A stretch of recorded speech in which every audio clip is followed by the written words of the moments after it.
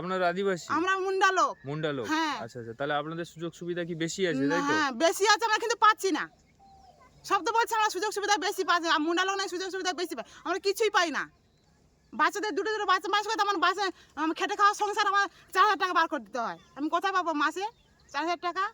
আর আপনাদের বাড়ি বাড়ি বাড়ি ওই তো বাড়ি দেখুন না, এই মাটির বাড়ি? মাটির বাড়ি। এই বাড়িটা দেখুন, এই বাড়িটা। আচ্ছা, আপনাদের মানে ঘর টর পান না কোনো পাকার বাড়ি? আমাদের কিছু পাইনি। তা ঝড় জল বন্যা এইসব সমস্ত বলে কিছু তো আমাদের এই সব তো উপর দিয়ে তো যায়। হ্যাঁ যায় তো, দেখুন এই তো বামনডারি দেখুন না অবস্থা কিভাবে, না আছে বাথরুম আর না আছে কিছু। দেখুন তো আপনারা, দেখে যান, এই মাথা দেখে যান, আপনারা সব দেখুন।